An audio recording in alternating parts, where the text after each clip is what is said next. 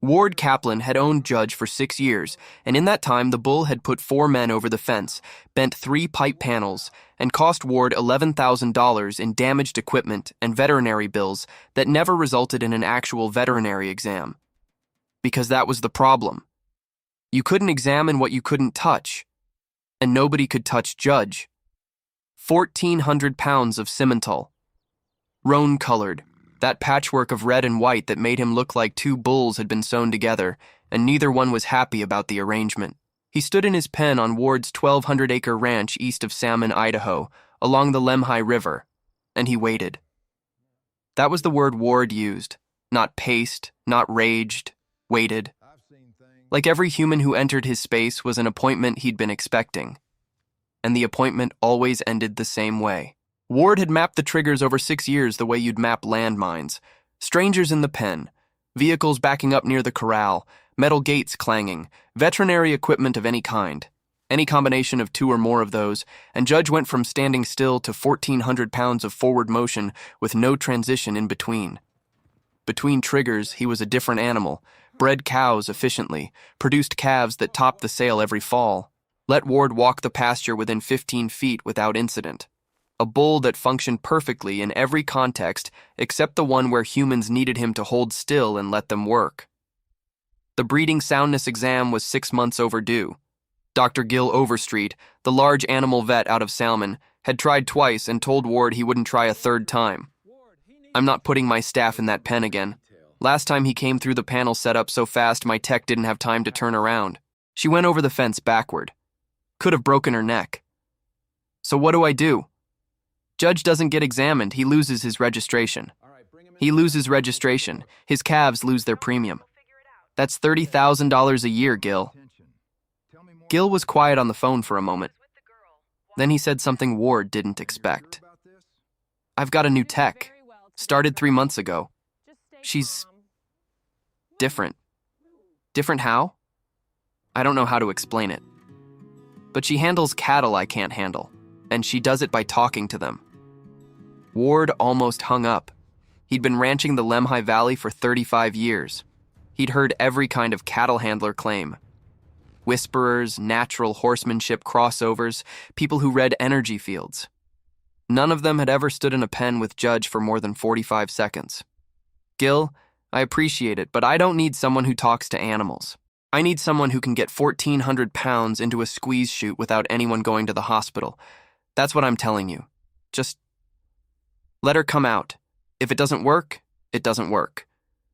But I've seen her do things in 3 months that I haven't seen in 20 years of practice. Ward said fine because Gil had been his vet for 15 years and had never oversold anything. Lena Maddox drove out on a Wednesday morning in a truck that looked like it had been driven across every back road in central Idaho, which it had. She was 29, 5'4", the kind of build that made Ward's ranch hands glance at each other when she stepped out. Not mocking exactly, but recalculating. They'd expected someone bigger, someone louder, someone who looked like they belonged in a pen with an animal that outweighed them by 1,000 pounds. Lena didn't look like she belonged anywhere in particular. She looked like she'd gotten used to that a long time ago. She'd grown up in Chalice, 50 miles south of Salmon. Her father trained mules for the Forest Service, the pack strings that carried supplies into the Frank Church wilderness every summer. Lena grew up around animals that were smarter than horses and more stubborn than anything with 4 legs had a right to be. By 12, she could handle a mule that wouldn't let a grown man near it. By 15, she was training colts for neighbors. But the voice thing, that started with her mother. Lena's mother, Diane, had been diagnosed with early-onset Alzheimer's when Lena was 22. The disease moved fast. Within 2 years, Diane didn't recognize faces, didn't respond to names. The world she'd known collapsed into a landscape of confusion and fear that no medication could rebuild. The one thing that still reached her was Lena's voice, not the words. Diane couldn't process words anymore, but the sound. The low, steady tone that Lena used when she talked to her mother in the evenings at the care facility in Boise would calm Diane when nothing else could. The nurses noticed. When Diane was agitated, when she was frightened, when the sundowning hit, and she'd pace the hallways with terror in her eyes. They'd call Lena, and Lena would sit beside her mother and talk, not about anything, just sound, continuous, low, even. A frequency that bypassed the broken pathways in Diane's brain and reached whatever part of her nervous system still knew the difference between safe and not safe. Diane died 14 months later. Lena sat beside her for the last 6 hours, talking in the same voice, and the monitors showed Diane's heart rate dropping, slowly, peacefully, as the sound carried her out. After that, Lena couldn't work in an office, couldn't work in a clinic where the walls were close and the lights were bright and the sounds were sharp. She went back to animals, got her vet tech certification, found her way to Gil Overstreet's practice in Salmon because it was the farthest thing from a hospital she could find that still let her use her hands. She never told Gil about her mother, never told anyone. But the voice she'd learned at a bedside in Boise, the frequency that reached past broken wiring and into the part of a nervous system that still remembered what safety sounded like. That voice followed her into every pen and every chute and every interaction with an animal that the world said couldn't be reached. Ward showed her the pen. Judge was in the far corner, already tense. He'd registered the unfamiliar truck, the unfamiliar person, and the chute setup that Ward's hands had assembled that morning. Lena looked at the bull for a long time. How long has he been like this? 6 years, since I bought him. He was fine the first season. Then something changed. Maybe the new neighbor running ATVs on the fence line. Maybe the construction south of the property. I don't know. He just started reacting to everything. When he charges, does he follow through? Or does he stop? Ward thought about it. He's never actually hit anyone. He comes fast and people go over the fence before he gets there. But the intent is real. He's not bluffing. Lena nodded. He's not bluffing. But he's not trying to hurt anyone either. He's trying to make them leave. There's a difference. Ward wasn't sure there was a difference when 1,400 pounds was moving at you. I need everyone away from the pen, Lena said. 50 feet minimum. No talking. No movement. Just nothing. Ward moved his hands back, stood near the barn with his arms crossed and the expression of a man watching someone do something he was certain wouldn't work, but had agreed to let happen. Lena walked to the pen gate, opened it just enough to slip inside, stepped through. Judge's head dropped. The charge position. Weight forward. The calculation that Ward had seen 100 times.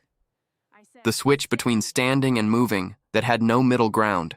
Lena stood at the gate and did the only thing she knew how to do when the world was about to break. She used her voice, not words, not a command, not a whisper. A sound that started in her chest and came out through her throat the way water comes through a pipe. Steady, continuous, low enough that you felt it in your sternum before you heard it in your ears. The sound she'd made for 6 hours beside her mother's bed while the monitors slowed. The sound that reached past everything that was broken and found the one thing that still worked. Judge's front hooves had already started to move, the first stride of a charge that had never been stopped once it began. And it stopped. His hooves locked. His weight shifted backward. The charge energy that had been building in his shoulders and neck didn't disappear. It redirected. Upward. His head came up instead of staying down. His ears rotated from forward to sideways, from threat to listening. Lena kept the sound going. Didn't pause. Didn't shift pitch. Didn't add words. Just the tone. Filling the pen the way it had filled a hospital room in Boise 14 months ago. Ward was gripping the barn door frame. His knuckles were white. The bull exhaled, a long, shuddering breath that moved dust on the ground. The kind of exhale that a body produces when adrenaline is being overridden by something the nervous system trusts more than its own fear. Judge stood still for 2 full minutes, breathing. His ears still turned toward the sound, his body gradually shifting from combat posture to something else. Not calm, exactly. Listening. An animal in the middle of processing information that didn't match any pattern in his experience. Lena started walking. Not toward Judge. Along the fence. Slowly. 1 step every few seconds. moving the space around the bull the way she'd learned handling her father's mules in Chalice. You don't push a mule anywhere. You change the shape of the world until the mule decides to go where you need it. The voice never stopped. Not when she walked. Not when Judge shifted his weight. Not when his eyes tracked her across the pen with an intensity that should have been terrifying but wasn't, because the sound she was making had already told his brainstem that the person making it was not a threat. 7 minutes. Judge was standing near the alley entrance. Not because anyone had driven him there, because the geometry of the pen and the location of the voice had made the alley the most comfortable direction to face. Lena stopped walking. Let the sound carry. Let the bull decide. Judge looked at the alley, looked back at Lena, made the calculation that every prey animal makes 1,000 times a day. Is the unknown space ahead more dangerous than the known space behind? The voice answered for him. The same way it had answered for Diane in a hospital room when every pathway was broken and the only thing left was frequency and trust. Judge walked into the alley, through the curve, into the chute. Gil closed the headgate. Lena stood beside the chute, still talking, while Gil conducted the exam. Judge didn't kick, didn't thrash, stood in the metal squeeze with his eyes half closed and his breathing even because the sound hadn't stopped, and his body had decided that as long as the sound continued, the world was survivable. 7 minutes. Exam complete. Lena opened the headgate. Judge walked out, stood in the pen, lowered his head, and grazed, in the pen, with a human still in it. Ward said later he'd never seen Judge graze within 50 feet of a person in 6 years of ownership. Ward walked over slowly. His face was doing something it hadn't done in a long time, rearranging. The expression of a man who'd spent 6 years being certain about something and had just become uncertain about everything. What did you say to him? Lena was coiling a lead rope she'd never used. She looked tired. The kind of tired that comes from using something that costs more than muscle. I didn't say anything. I just made a sound. Ward waited. There was more. He could see it. Lena looked at Judge grazing in the pen. Then at the mountains above the valley where the aspens were turning gold, and the sky was the kind of blue that only happens in Idaho in October when the smoke clears and the air has nothing left to prove. My mom had Alzheimer's. The last 2 years she didn't know my name, didn't know my face, didn't know what year it was or where she lived or why she was afraid. But when I talked to her in a certain voice, she'd stop being afraid. Not because she understood the words, because the sound reached a part of her brain that still worked. The part that decides whether you're safe before you even know what safe means. She paused. Animals have that same part. Older. Deeper. Less complicated than the human version. When everything else is telling them to charge or run or fight, the right sound can reach the place where the decision hasn't been made yet, and give them a different option. Ward looked at her for a long time. You learned that from your mother. I learned it from my mother. Then I learned it works on everything that's scared and doesn't know how to stop being scared. Ward looked at Judge. The bull that 4 men couldn't handle. The animal that had cost him $11,000 and 6 years of frustration and a vet who wouldn't come back. Grazing, in a pen, 10 feet from a woman who weighed less than his left shoulder. Ward rehired Lena for every processing day after that. She drives 3 hours from Salmon twice a year. Walks into Judge's pen, moves him through the chute with nothing but her voice and the geometry of the alley.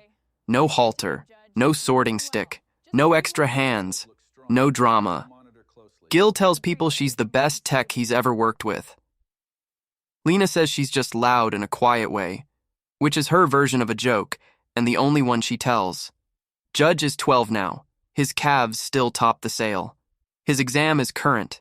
His registration is intact. $30,000 a year in calf premiums, secured by a woman who learned the most important skill of her career, sitting beside a hospital bed watching a monitor slow down. She doesn't talk about her mother at work, doesn't need to. The voice carries Diane with it every time Lena opens her mouth in a pen full of frightened animals.